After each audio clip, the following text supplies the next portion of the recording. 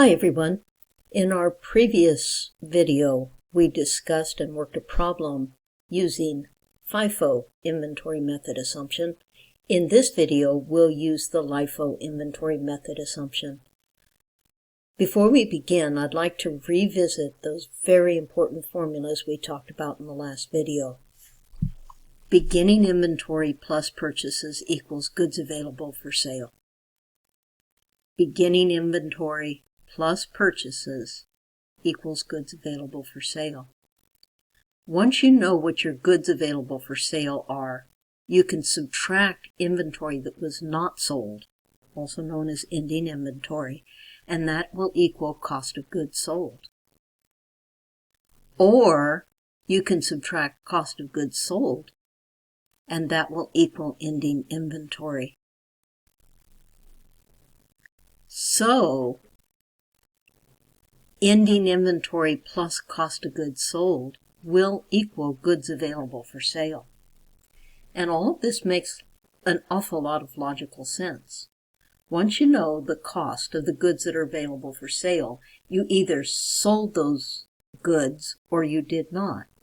If you sold those items, then the cost of those items transferred to cost of goods sold, and the items that you did not sell, the cost remains in ending inventory. So at any point in time, after a sale, cost of goods sold plus ending inventory has to equal goods available for sale. Very powerful and important formula. So in our Franklin Company example, we already figured out that the beginning inventory was 3 units at $5 each for $15, and we made 3 purchases during the month. We bought 5 units at a cost of $7 on February 3rd for $35. We bought 2 additional units at a cost of $8 on February 8th for $16. And we bought 6 units at a cost of $10 on February 20th for $60 cost. So beginning inventory plus purchases meant that we had goods available for sale for the entire month of $126. Now you cannot use this in calculating your FIFO, LIFO, weighted average, or specific identification inventories, because in those calculations you must work in chronological order, and things happened between February 3rd and February 8th. And things happened between February 8th and February 20th. We sold items. Also, when you're making a sale on February 7th, you cannot consider the cost of items that you didn't buy until a later date. So this is simply information that we will use as a check figure, using our formula that ending inventory plus cost of goods sold equals goods available for sale. So let's go do the Lifo calculations. The beginning inventory and the first purchase will be the same regardless of whether you're using FIFO, LIFO, weighted average, or any other method.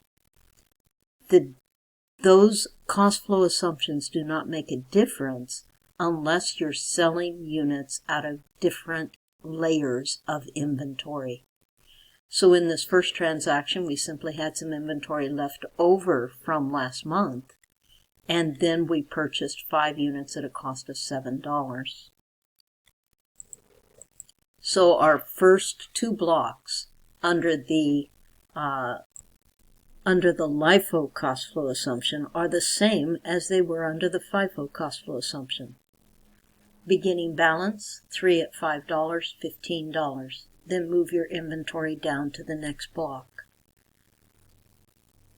On February 3rd, purchased 5 at $7, $35, gives us an ending inventory and goods available for sale after the February 3rd purchase of $50. Now the next transaction is a sale, and this will be where the different cost flow assumptions will make a difference in cost of goods sold and ending inventory. on February 7th, we sold 4 units.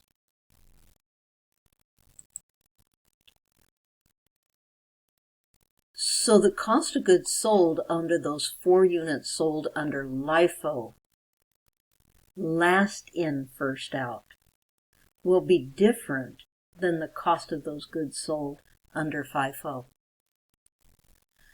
Under LIFO, last in, first out, we assume that the cost associated with the newest pieces of inventory is the cost that attaches to the items that we sold. So let me show you how that looks. So under LIFO, the 4 units that we sold get a cost of $7, the newest, most recent price that we paid. And there is enough in this layer. There are 5 quantity in this layer, and there's enough in this layer to cover the entire cost.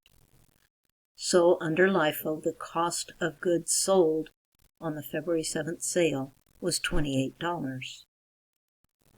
Then the inventory that we have left over after this sale is the oldest layer, 3 at $5, and 1 of these was sold. 4 of these was sold, so we have only 1 left after this sale. So 1 at $7. So the inventory after this sale is $22. And again, cost of goods sold plus ending inventory must equal goods available for sale. Does $28 cost of goods sold plus $22 of ending inventory equal the cost of the goods that were available for sale immediately before this sale? And the answer is yes. 28 plus 22 is 50.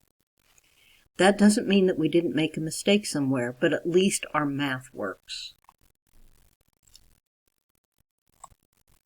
The next 2 transactions are purchases. I want you to go ahead and bring down your ending inventory from this box to this box. There will be 2 layers, and then you purchased a 3rd layer. So complete this box with the purchase on February 8th. Then bring down your 3 layers to the next box and purchase even a 4th layer on February 20th. When you finish with that, start the video again and check your work. So for this February 8th purchase, the first thing we do is bring down our old layers of inventory, and we keep them from the oldest to the newest. So the oldest layer was 3 at $5 for 15, that came from there, and 1 at $7 for $7, that came from there. And then we add our next layer. On February 8th, we purchased 2 units at $8 each. That gives us an additional $16 of inventory. So our ending inventory and goods available for sale after the February 8th purchase under LIFO is $38. And you needed to bring these 3 layers of inventory down to this box before you added your newest purchase on February 20th. So 3 at 5 equals 15. That came from there. 1 at 7 equals 7. That came from there. 2 at 8 equals 16. That came from there.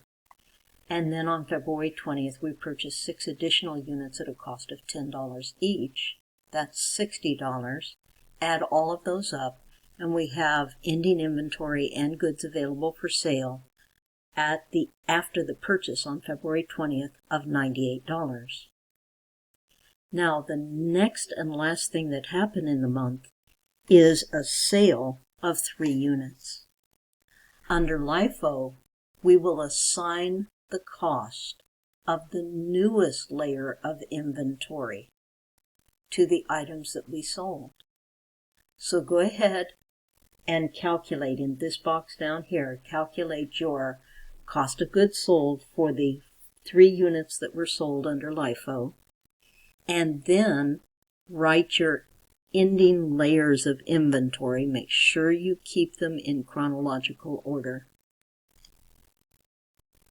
Start your video again when you've finished and check your work. On February 28th, we sold 3 units.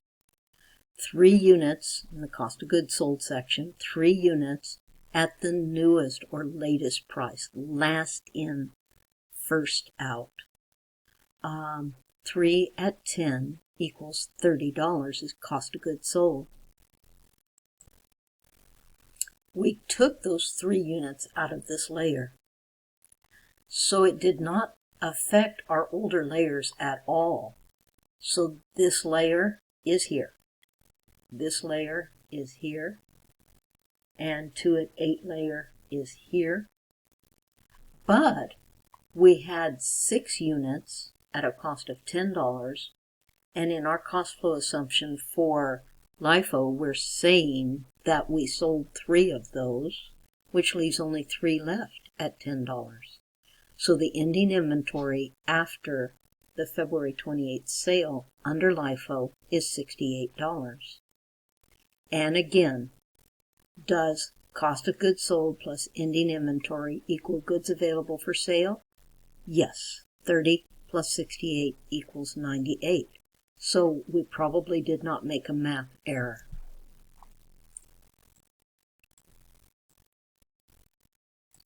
Let's see if calculate the Lifo cost of goods sold for February and Lifo ending inventory for February. Let me change these 2 words. I forgot to change it on the worksheet. The cost of goods sold under Lifo for the month of February was $28 for the first sale and $30 for the second sale. 28 plus 30 equals $58. Lifo's ending inventory is $68.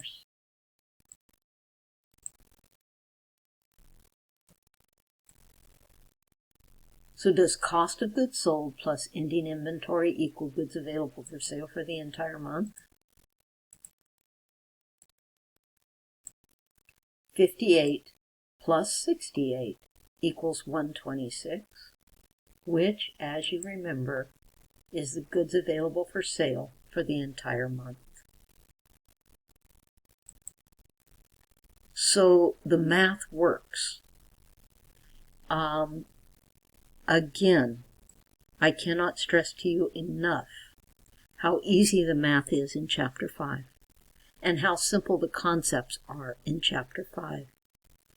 But if you just go about it and mash all the numbers around without staying organized, you probably will not come up with a correct answer.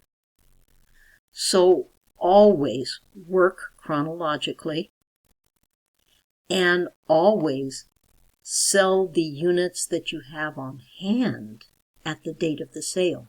Notice I didn't try to assign any costs in